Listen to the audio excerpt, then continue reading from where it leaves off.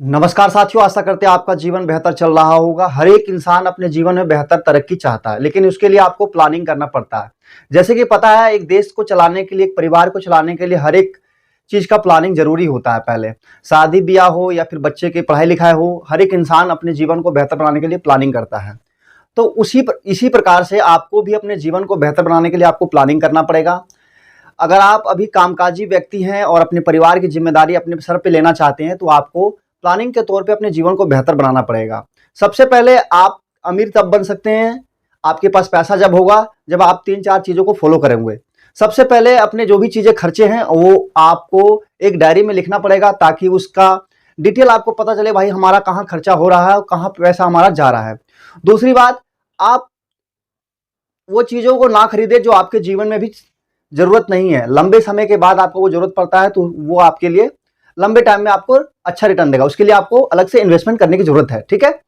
जैसे कि हर एक इंसान चाहता है अपने पास पैसा हो। आज के महंगाई के समय में लोगों के पास पैसे की कमी हो जाती है। क्यों? क्योंकि चीज़ें लिमिटेड नहीं है, अनलिमिटेड है, और सैलरी है या फिर जो इनकम आ रहा है वो भी लिमिटेड होता है। तो हर एक इंसान फिर अपने जीवन में बेहतर नहीं बना पाता है। तो इसके लिए आपको अपने खर्चे हैं उसको पहले आपको डायरी में लिखना पड़ेगा। दूसरी बात है, हर एक महीने अपने एक डायरी में लिखें कि कौन सा चीज़ आपके लिए ज़्यादा ज़रूरी था और कौन सा चीज़ ज़्यादा ज़रूरी नहीं था, जिसको हमने खरीद लिया है। तो वहाँ पर आपका रेशियो कुछ ना कुछ निकल के आएगा कि हाँ, ये 10%, 5%, 2% जो भी चीज़ें था, वो हमें अभी खरीदना नहीं था या उसको हमें खर्च करने की ज़रूरत नहीं थी, लेकिन हमने वहाँ फालतू का खर्च कर दिया है। तो पहला स्टेप हो गया, आपको जो भी चीज़ें खरीद रहे हो उसको डायरी में मेंटेन करके रखो, ताकि उसका पता चल पाए ये पैसा हमारा कहाँ गया। दूसरा है, अपने जीवन को बेहतर बनाने के लिए हर एक इंसान जीवन में कुछ ना कुछ सीखता रहता है। हर एक कोई व्यक्ति संपन्न नहीं होता है, सभी चीज के बारे में जानकारी नहीं होती है। तो आप भी एक दूसरे व्यक्ति से जरूर सीखें जो अपने वो जीवन में कर रहे हैं, क्योंकि हर एक इंसान एक दूसरे से सीख के ही आगे बढ़ता है। कोई भी जन्म से कोई भी चीजें नहीं आती है, वो अपने जीवन में, समाज में रहकर ही सारा कुछ जानकारी हासिल करता है। तो आप सीखते रहें और अपनी तरक्की करते रहें। दूसरा, तीसरी बात हो गई कि एक लमसम अमाउंट के तौर पे भी इन्वेस्टमेंट शुरू कर दें। जैसे ही आपकी सैलरी बढ़ती है या कहीं से पैसा आता है, तो उसको इन्वेस्ट करने की सोचें, बचत करने की सोचें, ना कि खर्च करने के लिए या फालतू चीज़ें खरीदने के लिए। आपको वो उस सब चीज़ें से बचना चाहिए, ठीक है?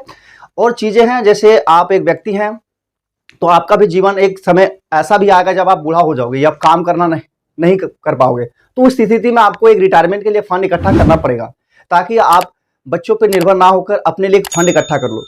आज के समय में देखते हैं, माँ बाप को बच्चे छोड़ देते हैं या उनके पास उतना पैसा नहीं होता कि वो बुढ़ापे में उनके लिए कुछ कर सके, क्योंकि उसका भी फैमिली होगा, उसका भी बच्चा होगा, तो वो खर्चा और ऑटोमेटिक बढ़ जाता है। तो आपके पास है, क्योंकि बुढ़ापा आपका है, जीवन आपका है, तो उसके लिए भी आपको एक अलग से फंड इकट्ठा करने की जरूरत है।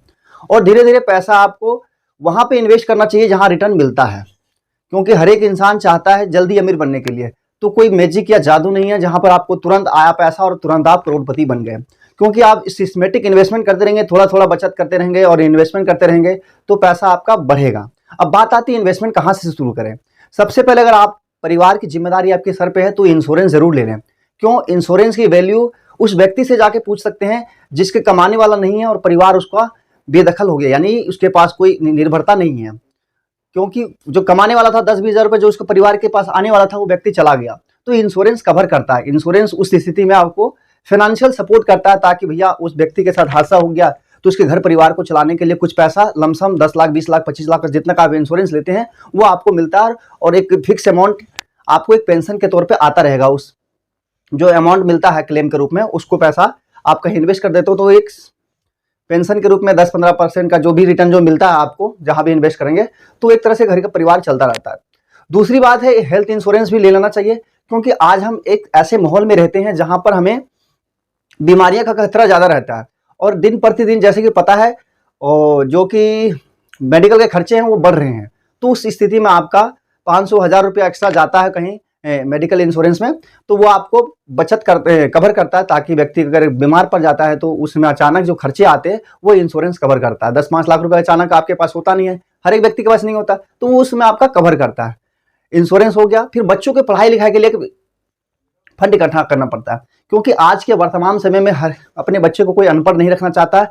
वो सोचता है कि हमारा बच्चा अच्छा शिक्षा ले और शिक्षित होकर अपने समाज के लिए, अपने परिवार के लिए, या जो भी चीज़ें हैं, अपने बेहतर जीवन को बनाएं। तो अपने बच्चे के लिए एजुकेशन फंड भी इकट्ठा करना चाहिए, और रिटायरमेंट के लिए मैंने बताया आपको, तो रिटायरमेंट के लिए फंड इकट्ठा करना चाहिए। अब बात आती है पैसा कहाँ इन्वेस्ट करें।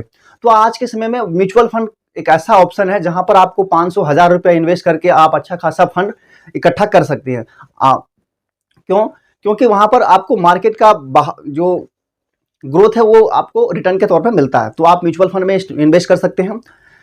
और दूसरी बात है कि आप स्टॉक यानी शेयर बाजार में कुछ स्टॉक जैसे खरीदते हैं, उस वहां से भी आप रिटर्न कमा सकते हैं। थोड़ा रिस्की होता है, तो मैं सलाह दूंगा आप अपने फाइनेंशियल एडवाइजर जो से सलाह लेकर करें, क्योंकि हर एक इंसान अपने फील्ड में एक्सपर्ट होता है। आप आए और तुरंत पैसा लगा दिया और किसी कारण से आपका पैसा जीरो हो जाता है या कम हो जाता है, तो आपको थोड़ा मेंटली परेशान होना पड़ता है। तो आप एक एडवाइजर के थ्रू आप इन्वेस्टमेंट करेंगे तो बेहतर होगा।